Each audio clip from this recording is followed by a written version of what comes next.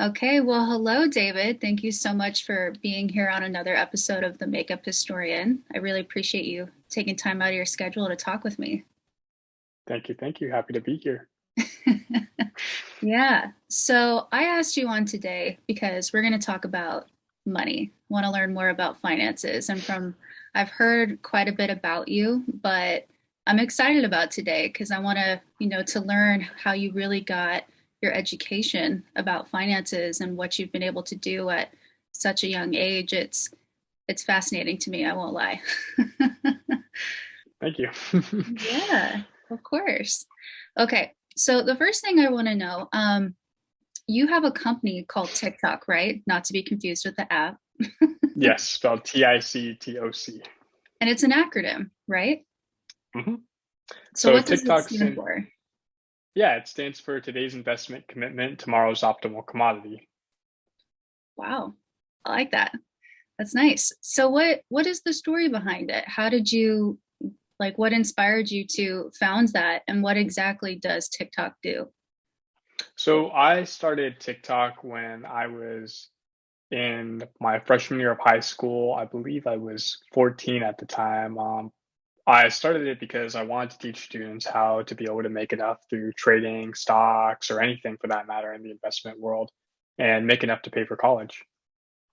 Wow, that's really impressive. Was there something that happened that kind of made you realize college was perhaps a tad bit too expensive, or was there something in your personal life that it really inspired you to learn more about this? Yeah, so overall, I got into investing when I was 13 because I had no money to pay for college at all. So I saw my dad trading one day. I teased him on his trading because it didn't look too good. He gave me $1,000 to trade with, and he said, "Why don't you give it a try for yourself, hot shot?" So then, with that $1,000, I made enough to pay for, I want to say enough to pay for half the college at any university I would have wanted to attend to within that first year in eighth grade. So I thought, well, this is really easy. Why don't I teach everyone how to do this? So then that's kind of what transitioned to me. But then I felt like my trading was doing so well with everything that I really didn't need to go to college anymore because I felt like the more I looked into it, there wasn't really anything that I could learn from college that I didn't already know, or that I wouldn't be able to learn from teaching myself, or that I couldn't get from a mentor who is in that field. I'll be real with you. I agree with you 100% on that. The most, and I didn't know that you did that when you were in eighth grade. That's very impressive. The most I remember from like seventh and eighth grade was I got my first iPod, and I thought that was the coolest thing ever. I wasn't figuring out a way to pay for half of my college education. So that's very, very impressive. So you didn't end up going to college, obviously. You didn't need to. Yeah, but with that, I still pursued some things in the education field. I read a Okay. lot of econ books. I actually bought 5 Milton Friedman books recently on like stuff that nobody else probably wants to read but me. Um, like on quantity, supply of money, the theory of supply side economics. That one is not by Milton Friedman. That's by Dr. Art Laffer. And then a bunch of Paul Krugman books too, Austrian economics. Mm. So this actually isn't one of the questions that I sent you, but now that we're talking, I'm curious. Do you have any suggestions about how maybe we can improve the financial education for students within our education system right now? Because it's not given to students. I know that firsthand. The most that I was ever taught about legitimate finances was how to write a check, and that was in high school. Yep. Oh, yeah, I was never, you They know, don't even teach that in high school now. well, that's scary. Yeah, very scary. Yeah, but I Kind of really have to just do. ask for help with the bank. Yeah, no, and I really respect your tenacity and grit to go figure things out on your own because, I don't know as much as you do about finances, but I kind of had to do the same thing. For what I do know, I had to go seek out those sources as well. Yeah. Um, so yeah, based on your experience, do you think there's a way that we can improve that within our education system or So I've actually, for as long as I've been building my program. So my program actually teaches students how to trade stocks, forex, options, real estate, cryptocurrency. We teach them the basics, and then we teach them the medium level, and then we teach them the advanced. And we pretty much bring them all the way through everything that there is to know that's important, at least. If it's not important and it can't make you money and it doesn't hold up, we don't teach it. Um, so over the past 7 years, that's what I've really been building is my curriculum. And so we've packaged my curriculum right now. And at the moment, we're trying to put that into the school system through the Orange County school system.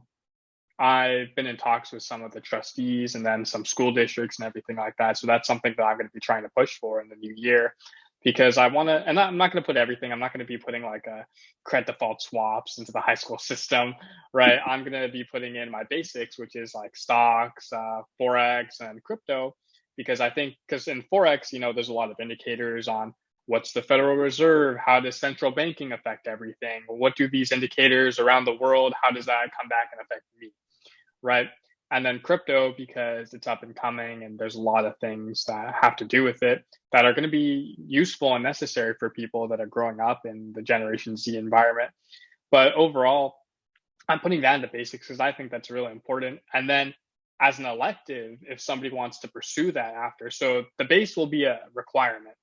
And then after that, as an elective after, if somebody really wants to pursue that, then they'll go into stuff like real estate, they'll go into stock options, derivatives, and then stocks advanced, which is then they'd get to stuff like credit default swaps and like other types of contingent options or contingent derivatives when it comes to everything like that.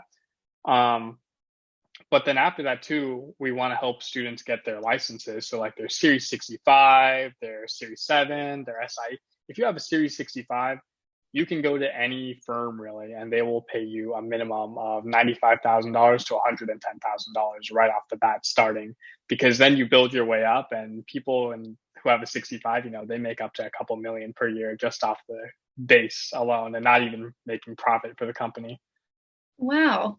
Well, that's interesting. Mm-hmm. Yeah. Well, I love that you're doing that. Let me say that. And if you need help with anything in regards to education, please let me know because I think that could be really helpful for students. And I like the model, kind of the base curriculum and then giving some extra classes if a student desires to have that because Yep. that'd be helpful. Yeah, and then I'm always open to ideas too, because obviously, my background isn't, I'm an educator. Like I'm only 20. I never went to school to become a teacher or anything like that. So anyone who is in that space, obviously knows how a learning environment is better, much more than I. Um, but I've only just been building off of how I see my students' attention spans and everything like that, and what clicks best. Because I don't try and make everything complicated. I think once you start making things complicated, that's when you get poor students. That's when you overcomplicate material where it's not useful, it's not applicable. And like for example, I'm taking a master's program with MIT in finance, master's in finance with them, and there's a lot of things that we're doing in the program where I just won't use this ever in my trading whatsoever. Maybe a quant who would work for me might need that Mhm. to be able to write formulas for codes and everything like that. But for me as a trader and running a hedge fund, I would just never use any of the material I'm learning. It's interesting, kind of, don't get me wrong, but it's useless. And that's like how I view a lot of education right now is that if it's not useful, why is it being taught? Or why is it being taught if it's not useful in a sense? I agree with you. And I would say for me, I think what bugs me, especially I kind of tend to butt heads a little bit with some of my fellow professors in regards to how we teach adults. There's the traditional format of you do a lecture for several hours, do a multiple choice test or a paper, and that's it. And I don't think that works at all, except with millennials, especially with Gen Z, but just teaching adults in general. I think you really have to give them opportunities in the classroom in a sense to opportunities to fail. You have to kind of Yep. give them an opportunity right then and there to apply what you just taught them. And I think that's what helps them get like those real marketable skills. And the curriculum you're talking about, that would be an easy pairing right there to give them Exactly. real life scenarios of, because I'm the same way. I don't pay for a class unless I know what I'm going to do with it. If there's a real life Exactly. like application here. So I totally get it. I think that's great. And I didn't know that you were at that program at MIT. So congratulations. That's really cool. Thank you. Thank you. I Yeah. actually I've taken a pause on my programs there though, because I'm also doing one in data economic development and policy because that kind of ties into how my group is international. Because I like to see how I can influence developing nations by teaching financial literacy to students and what that's going to come in the next 10 years. Who knows?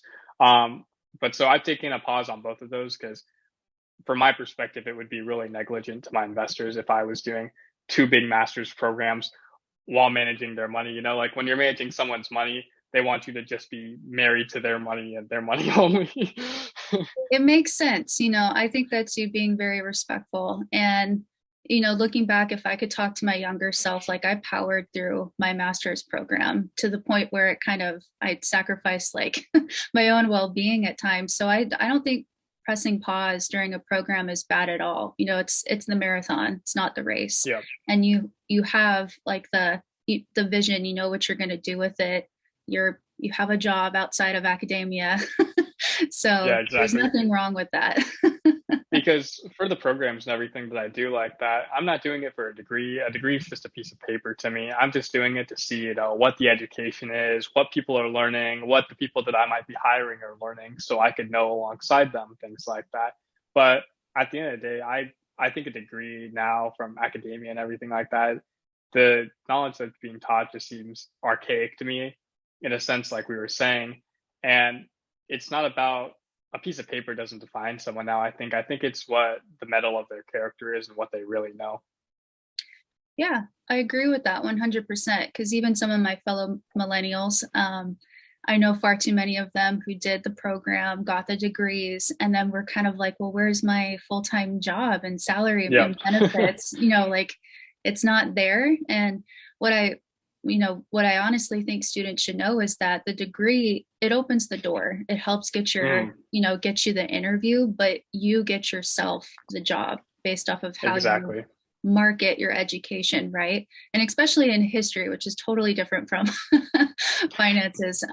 But that was a big thing. We weren't teaching history students how to market their education. So Yeah. that was a big problem, and why people constantly say you're not going to have a lucrative career if you get a degree in history. Well, I think it comes down, like you were saying, to the person. How do they market it? How do they, know how to pitch what they bring to the table? So Yep. but that's something that I think applies to all fields. I think history is actually one of the more applicable fields. At least I think it does connect to finance a lot, or at least economics, because I use history all the time. Because in finance and the markets, especially, history always repeats itself. Like Mhm. for the situation right now, I think we're going to be going through a style of second Great Depression, and that's a term I coined. And I know nobody wants to hear a Great Depression on the rise, but it's coming. And Yeah. with that, like I look at all the factors that affected back then because you have to look at, for example, what did the Federal Reserve do in the 1980s? How did Paul Volcker run stuff like that? What happened with Russia and Crimea? Will that happen again with Ukraine? It's Mhm. looking at all these factors and how those affect the financial markets too, because everything repeats. Yeah, and something I even tell my own students all the time is that when we take away all of the nonsense of today, like all of the noise, the political polarization, or the very emotionally charged responses to kind of social issues right now, if you really want to know the true story, if you really want to know history, you always follow the money. And that's just not Yep, American history, that's world history. So that's where you get the true narrative. It's very simple. 100%. So I'm glad that you It's said that. it's the most telling thing in the world, where the money trail's going. Because Yeah, people might say one thing, but then if the money trail goes somewhere else, that's what's really going on. that tells you who someone really is, what they stand for, stand against, follow the money. And same thing with the government. Follow the Exactly. money. Yeah. Well, you've mentioned a few times you've talked about cryptocurrency, and I know that in academia, especially within my departments, I tend to be the annoying person who is like, well, because I'm focusing in museum studies, and I love talking about museum theory, but then I'm also the kind of annoying person in the program who is like, but how do we keep the lights on? Like we can talk about different types of museums all day long, but how are we going to give people jobs? How are we going to actually be able to support this financially? And I am one of those people who likes cryptocurrency and believes in it. But one of the big kind of pushback within the departments that I'm involved in is the legitimacy factor. So you're very involved in crypto. Why do you think that why is crypto legitimate? So I think crypto is legitimate because it's transparent. And I say that because every single thing is recorded on the blockchain. And that's crypto in its most base form. With there too, you get a bunch of opportunities from lending and building on projects and providing power in some instances. Like there's one cryptocurrency where it uses the blockchain to provide power to towns. And so it's things like that, providing internet access with cryptocurrency and just doing so many things that it eliminates the layers. If you pull let's if you pull back something and get to all its core, that's what you have with crypto. You have just the core. You don't have any of the banks. You don't have, any of the governments. You just have the core where it's the actual utility that you're trying to get from something. I don't like Bitcoin though. Bitcoin is only popular because it's the first. It really Okay. has no utility to it. I like Ethereum because of the smart contracts, but even Ethereum's archaic now because Oh, there's so many really? other Okay. better protocols than Ethereum. Um, Ethereum introduced the smart contracts, which gave it the utility because that's what a lot of other cryptocurrencies are built off because the smart contract shows the conversion on top of the blockchain. So it's a layer on the blockchain in a sense. Okay. Now, with other things like a Cardano, that offers proof of stake mechanism. So proof of work mechanism is that's computing power to unlock the blockchain. And that's why you see all these crypto mines in a sense. But then you have the proof of stake system where the blockchains don't unlock to put more coins into the economy, right? Unless money is staked. So nobody's going to go and put, a couple $1 billion all at once and stake that and try and unlock everything. And even if it did, there's an algorithm to prevent it from unlocking everything to flood the economy. So there's mechanisms like that in place. But with Bitcoin, let's say that quantum computing exists and the whole blockchain gets mined instantly. All that Bitcoin is out there all at once. And, supply and demand, if the supply shoots up a bunch, supply shock, and the demand still stays the same, the price goes down. So it's reasons Yeah. like that. Crypto's always evolving. People are finding new methods, and it's all group confidence. It's like anything. If there's no confidence in something, the product's going to die. It's gone, right? But if there's confidence in something and it keeps shrinking, that's the only reason why the U.S. dollar is, running and everything like that is because there's group confidence in the dollar or that our treasury backs it right now. But there's nothing really backing it because the treasury, they're just using fiat and the current demand that everyone's just using it right now. But like my end goal for the US dollar at least is I want to go back to gold standard, but not just gold, but backed by palladium and other precious metals just to make sure it's back. Because I think fiat is kind of, for lack of a better words, iffy. Okay. But Yeah. so with crypto, though it's transparent, has group confidence, and if people believe in it, why would we suppress them? If people want to convert in that, it's like if somebody wanted to use, I don't know, Pokemon cards to give you for something else. It's all the barter system at its core. So if there's volume there, then it exists. But that's the trading aspect. But the utility aspect, that's where you get all the projects and decentralized finance, eliminating the institutions that put on all the extra taxes and everything like that. And it's Mhm. just peer to peer. You don't have to deal with anybody else. And I think that's the most pure in a sense. And if we can keep that safe and make sure that there's no bad intervention or bad players in there, then that's what we need. As long as we're improving upon the safety of the blockchain, I think that's what's necessary for it. Yeah. Well, I know that a lot of people in the crypto world tend to disagree on whether I think there's some people who still believe fiat currency will live on. And then I think there's others who are like 100% crypto and they think fiat currency is going to die out. Where do you align with that debate? Well, a lot of crypto is fiat currency. So crypto, and there's cryptos that are layers of fiat. So there's cryptos that are backed by cryptos, there's cryptos that are backed by currencies, and there's one crypto that I'm working on that's backed by something, but I'm not allowed to say what it is right now Oh, until it's fully out. But we're working with the regulators on that right now, and it's a type of security coin, but I'm just not allowed to say what it's backed by. But it's something that everyone wants, and that's not going anywhere either. So it's a stable backing because I don't believe in fiat. For the types of fiats that do exist, though, my whole study that I've been conducting for crypto theory that I've been writing is how do they survive in the long run, and what's the best mechanism for backing things like that? Is it, do we keep an unlimited supply? Do we keep a bonding curve type of supply?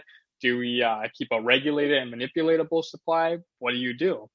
So there's a lot of different debates out there, and who's to say who's right until we see the full results? yeah. I agree with that 100%. And I actually think, doesn't MIT have a really good like history of money class? And I think it might even be free on YouTube right now. I'm I not think sure. so. I know they have a blockchain society now. I'm actually friends with Oh, some of the people who teach that. I've taught them some things, oh, well, that's cool. but they don't offer any degrees from that. If they did, I would get it instantly. Yeah. So I actually read an article about you not too long ago where you started talking a little bit about how you think maybe like Newport Beach area might be a new financial hub. What did you mean by that? So do you know where the Mariners Mile Strip is? No. Or like Five Balboa Bay Club? Oh, okay, yeah. So that whole strip over there, I think there's a lot of properties that either shouldn't be there or don't bring a lot of business to the area or could be done better or developed into better Okay. uses, right? It's the opportunity cost. If they just sit there, we lose all the opportunity costs of everything else. So Mm. I want to develop a financial hub along that strip. And in a sense, I want to create the Wall Street of the West. Oh, So I've been talking wow. with developers and everything and banks and whatnot. And the first thing I want to build there is I'd like to build a high rise over there. And yes, I've already been talking with people like the Coastal Commission, because if you don't get the Coastal Commission backing, you're not getting anything. But so I talked with a lot of developers and I've kind of laid out my plan, but I'd like to build a high rise and have the bottom floor be the first in-person not stock exchange, but in-person crypto exchange, and have a stock exchange with there too. That way people can Wow. physically see what the prices are and trade in person on it, to get better order execution, everything like that, and get better latency in a sense, and just make a hub for things like that as a centralized exchange. Because I am working on a centralized exchange. I would be the eighth centralized exchange in the world for cryptocurrency, which means I would be backed and working with the government for that type of exchange. That's really cool. I didn't know that you were working on that. I'm gonna have Yep, to yep, yep. keep up with you on that. And we actually talked a few months ago about endowments. You said that you were, I think, either going to start a training about endowments, or where are you with that? Because I want to touch base. That was fascinating to me. Yeah, so I'm not fully knowledgeable on endowments. Like I said, I'm just starting my studies into the Kaya. That's one of the units, but I'm not at that unit yet. Okay. Well, then that'll be the next interview when you Perfect. have learned more about endowments, because I definitely need some help with that one. But so for people looking to get into or trying to get more financial literacy, what would you recommend? Like, where do they start? Because honestly, it can feel like a really daunting project when you kind of start to research finances. So, what would you recommend? Where's a good place to start? I mean, I don't mean to showboat my own program, but I would say to start on Hey, my that's program.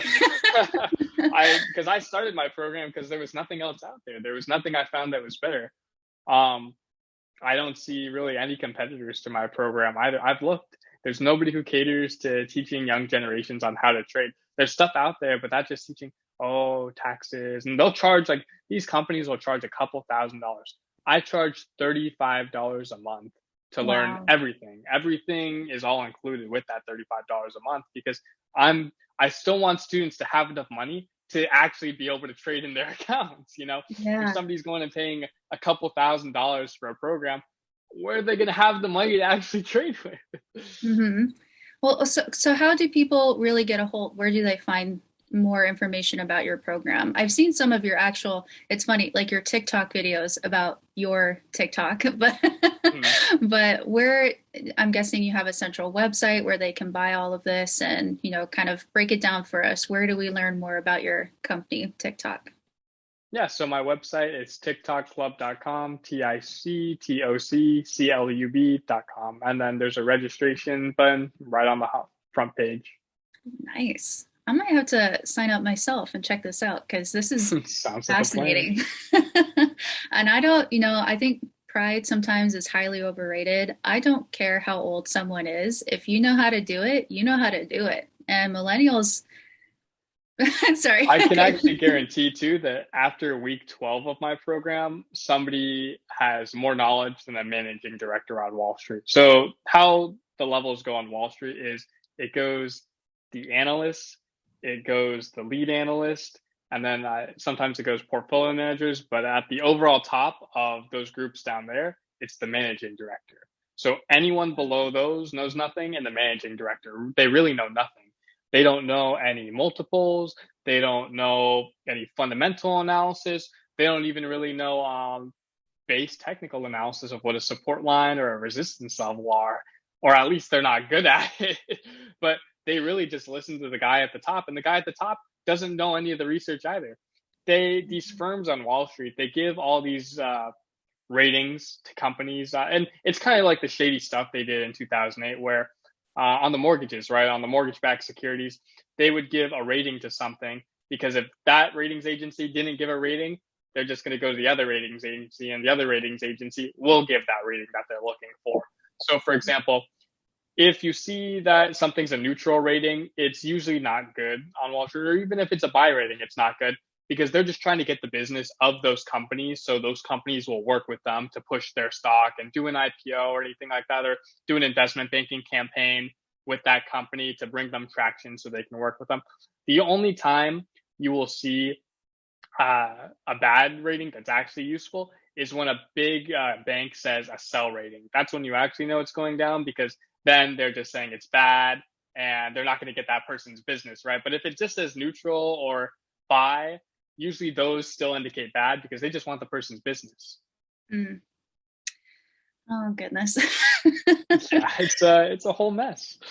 It is. And I think myself and, a lot of millennials, I'll just be blunt about it. I feel like we were really screwed over in regards to finances, but there are some millennials who I think kind of take the victim mentality of, okay, oh my gosh, this happened to us and this happened to us. And then I think there are other millennials who are like, hey, I don't care who has the answers. Let's try to figure it out and let's get better. So that's Yeah. where, I don't like when people complain, but they never really try to fix the problem. So, as a millennial who was hit really hard with financial struggles, I appreciate what you're doing a lot by being transparent and educating people about finances. So, I have two more questions for you. Something that I'm really passionate about is trying to help people who have been in domestic violence situations or emotionally abusive relationships, trying to help get them more education about financial literacy. Because in those situations, especially for women, one of the number one reasons a person will stay in a bad relationship is because they are financially dependent. And especially for the ladies, we really are not taught in our education system to advocate for ourselves in regards to finances or financial education. So for women who, this may be a little bit daunting. I know you mentioned your club or your business, but what would be some other advice that you would give to the ladies who are trying to get that confidence to really learn more about finances? Well, I think understanding investments and everything like that is the ultimate shackle breaker. It really breaks the power structure because it allows somebody to be financially independent without even having another job if they wanted to, in a sense. If people understand finance, they can get a job if they're good at it. And it's really not that hard. Finance is the most, and investing really, it's the easiest thing in the world, but it's not taught, which is the problem, right? But it really comes Yeah. down to, oh, like I'll give an example on how easy it is. Let's say everybody bought the new iPhone, right? And the Apple stock is trading kind of low right now. So the solution is you buy Apple stock, and when the earnings report comes out to show that everybody did buy the iPhone on the numbers report, then it'll go up then, and then you sell Mhm. it. And it's really that easy. And you can do that for every company. If you think it was bad, you can also bet against it. You can short the market. And most people don't know that you can bet against the market. But going back to that, understanding finance lets you do anything with you want with your life. Like I said, if you have a Series 65 license or a financial license, you can get paid six figures right off the bat at these firms if you just have a base concept of what you're doing. If you're really good at it, they'll pay you a lot more than that, right? But if you have a base understanding of investments and financial knowledge and everything like that, you can do whatever you want. Because with $100,000 salary, you don't need anybody else. You're fine on your own, right? Yeah, you're Even pretty good. 70 to 90,000, you're good. Hmm. No, thank you. I appreciate that a lot. And to kind of, conclude our interview, I'm curious. I always like to, bring it back to history because the goal is to preserve the beauty and blemishes of history. But for those who listen to this interview down the road, what do you want future generations to remember about the economic realities of America, of the world right now in the beginning of the 2020s? I want people to know that March 2020 was not caused by COVID at all. I want them to know that the yield curve is really the most true indicator of everything that's going to happen in the market, that has happened and that will happen. And that's all based off the interest rates, because the central bank really controls where the market goes with quantitative easing and pushing up the economy and letting the economy fall. Because as long as they're holding it up, that same amount that they hold it up is the same amount of time and bubble that grows that's going to pop in a sense and let the market fall down harder. So when things look like they're being held up, they're really not being held up. It's just stalling time for a bigger problem, and they're creating a bigger problem by doing that. We have to let markets fall so that they can recover, because in a sense, that's the natural selection of the market. The problems that we have coming on our to-do list are inflation, higher unemployment that's going to be coming, because a lot of the jobs that they said have been coming in and that will come back, half of those jobs haven't come back and erased, and a lot of new jobs aren't being created. The ones that they say are out there really are not out there because there's a skill gap. Those jobs that they're asking that are back are high skill paying jobs. They're not blue collar jobs that just anybody can pick up. They're high skill paying jobs. So if somebody doesn't fit that niche like a programmer, they're not going to get that job. So we have high unemployment on the rise. We have massive overconfidence that the markets can just keep going forever and that money printing will happen. And then we had the overproduction already, which is a factor of a depression. And that overproduction was with oil back over in February. And that was the trigger on the yield curve. So Mm-hmm. that oil is why the market fell, because the oil companies, they have stock accounts, right? They don't hold their money just in cash. They're not dumb. They hold in stocks. So when oil became negative, they were obligated to pay that money to the people taking their oil from them because they had a futures contract. So in the futures contract with the CME, which is the Chicago Mercantile Exchange, it says that whatever the price is, they're usually paid that and they have to get that. But since it was negative, they had to give that instead. So when they had to give that, they didn't have that money on hand. They had to sell their stocks. So by them selling their stocks to cover that, because if they didn't cover that, they're committing fraud and then they go to jail. So by them covering that, that's why the market fell, because it was their big sell off. But that wasn't the big problem that we fixed. We still have all the other problems that we have yet to face. One of them being the loan bubble. So that's the student loan bubble, the corporate debt bubble, and the SBA/PPP loan bubble. So for 2 quarters at a conservative default rate, we will have $180 billion defaulted from the SBA loans and the PPP loans, because it's not like we were really checking on who was getting these loans. We were pretty much saying, oh, if you apply for it, we're going to give you that loan, right? Because Yeah. I know almost everyone from here to there that really does nothing, they got the loans, right? And so when people say there's loan forgiveness, as a company, that really counts as a negative number on a balance sheet of a company or a bank. So the Federal Reserve takes 95% of that loss, and the banks take 5% of that loss, so of 180 billion for 2 quarters. And the number might be bigger now. Last time I checked this, This was in August. So that Wow. number probably grew since then. Probably. Now, so that 95% loss taken down by the Federal Reserve, they're only tapering right now. Like tapering is slowing down the printing of money, right? So they're only slowing down on the printing of money because they've run out of money that they can push into the economy. So since they've run out of money, and then they're also going to take that massive default on their balance sheet, that's going to look really, really bad for them, as well as the banks taking that 5%. That's mainly taken up by the big banks, right? Mm, So if we have that, I'm looking at around March again of this year is when we're really going to have bigger downturns. But I'm even looking at January right around the corner with inflation being the correction, because inflation, it's leading and lagging in a sense. The CPI shows us what's already happened for the previous month. But if you track CPI and find the residual, which I have been for the past couple months, you see what's coming.